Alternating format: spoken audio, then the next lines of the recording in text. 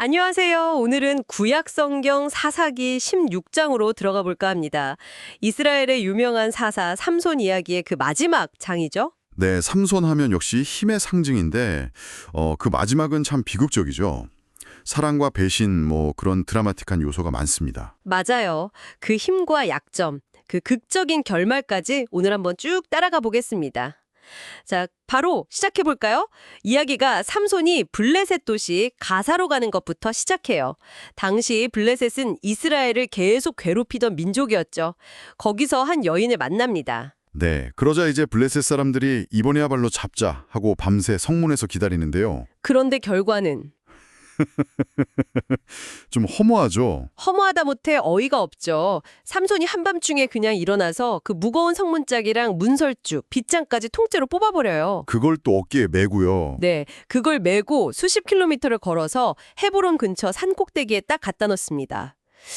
정말 대단한 힘인데 동시에 이게 참 위험을 자초하는 그의 성격, 특히 그 여인에 대한 약점이 여기서도 좀 보이는 것 같아요. 그렇죠. 그리고 얼마 후에 삼손이 소렉 골짜기의 들릴라라는 여인과 이제 사랑에 빠지게 됩니다.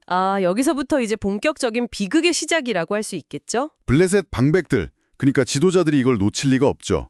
들릴라에게 접근해서 엄청난 제안을 합니다. 네, 삼손의 힘의 비밀, 그 근원이 뭔지만 알아내면 각자 은 1,100개씩 주겠다. 와, 이건 정말 거부하기 힘든 액수였을 거예요. 들릴라도 그 제안을 받아들이고요. 그때부터 삼손에게 계속 묻기 시작합니다. 당신 힘의 비밀이 뭐냐고요? 삼손도 처음엔 이걸 알았겠죠. 그래서 3번이나 거짓말을 해요. 첫 번째는 마르지 않은 새 활주 7개로 묶으면 약해진다. 네, 근데 가볍게 끊어버리죠. 두 번째는 쓰지 않은 새 밧줄. 이것도 마찬가지고요. 3번째는 좀 더 구체적이었어요. 자기 머리털 7가닥을 배틀의 날실에 섞어 짜면 된다고.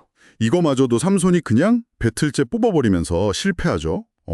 근데 이상하지 않나요? 이렇게 계속 자기를 시험하는데 왜 삼손은 들릴라 곁을 떠나지 않았을까요? 그게 참 미스테리예요. 단순한 사랑이라고 하기엔 너무 목숨을 거는 느낌이고. 성경 표현을 보면 들릴라가 날마다 그 말로 재촉하며 졸랐다고 해요. 삼손의 마음이 괴로워서 죽을 지경이었다고까지 하고요. 매일같이 옆에서 날 사랑하면 말해달라. 왜 비밀을 숨기냐 이런 식으로 압박했다는 거네요. 그렇죠. 당신 마음이 내게 있지 않다는 그 감정적인 공격에 결국 삼손이 무너진 게 아닌가 싶어요. 그래서 진실을 말해버립니다. 자기는 태어날 때부터 하나님께 바쳐진 나실인이고 그래서 머리카락을 자르면 힘을 잃는다고요. 결국 그 비밀을 털어놓는군요. 네, 들릴라는 이제 확신을 한 거죠. 이번엔 진짜다. 그래서 블레셋 사람들을 다시 부릅니다. 삼손이 자기 무릎을 베고 잠든 사이에 사람을 시켜서 머리털 7가닥을 밀어버려요. 그리고는 깨우죠. 삼손, 블레셋 사람들이 들이닥쳤어요. 잠에서 깬 삼손은 이전처럼 에이 또 장난이겠지 하고 힘을 쓰려 했지만 성경 구절이 참 마음 아프죠. 여호와께서 이미 자기를 떠나신 줄을 깨닫지 못하였더라.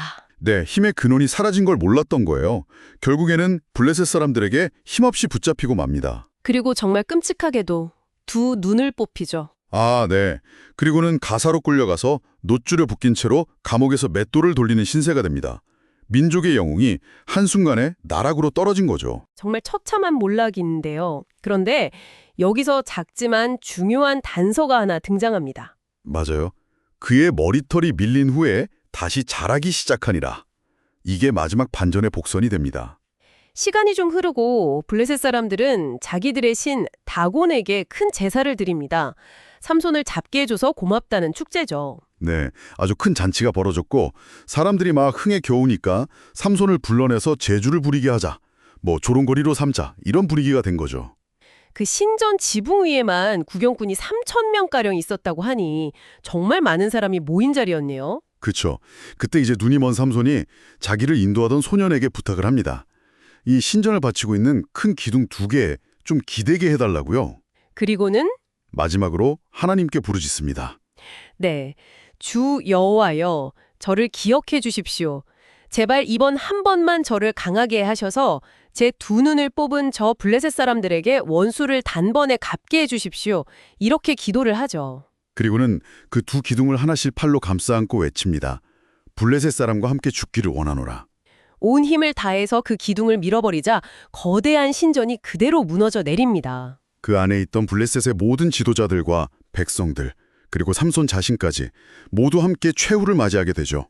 성경은 이때 삼손이 죽을 때 죽인 자가 살았을 때 죽인 자보다 더욱 많았더라고 기록하고 있습니다. 정말 장렬하면서도 비극적인 최후죠. 네, 이렇게 삼손은 이스라엘의 사서로서 20년간의 활동을 마감하게 됩니다. 오늘 사사기 16장을 통해서 삼손의 파란만장했던 삶의 마지막 페이지를 함께 넘겨봤습니다. 정말 강렬한 이야기였어요. 그렇죠. 신에게 받은 엄청난 힘을 가졌지만 결국 인간적인 약점, 어쩌면 그 사랑이라는 감정 앞에서 무너졌고, 하지만 그 가장 비참한 순간에 마지막 힘을 다해서 뭐랄까 자신의 방식으로 최후를 장식했다고도 볼 수 있겠네요. 삼손의 이야기가 우리에게 던지는 질문들이 참 많은 것 같아요. 타고난 재능이나 힘이 인생의 전부는 아니라는 생각도 들고요. 네, 그리고 약속, 특히 신과의 관계는 혹은 자기 자신과의 약속이든 그것을 지키는 자기 절제가 얼마나 중요한지 보여주는 것 같기도 하고요. 또 실패와 절망 속에서도 마지막 순간에 어떤 선택을 할 수 있는가, 그런 부분들을 생각해 보게 만드는 것 같습니다. 어쩌면 강함 속에 감춰진 연약함, 또 그 연약함 속에서 마지막에 발현되는 어떤 강함의 역설, 그런 걸 보여주는 건 아닐까요? 맞아요. 그런 역설적인 면이 삼손 이야기를 더 입체적으로 만드는 것 같습니다. 여러분께서는 이 삼손 이야기의 어떤 부분이 가장 깊이 와닿으셨나요? 한번 조용히 곱씹어 보시는 것도 좋을 것 같습니다.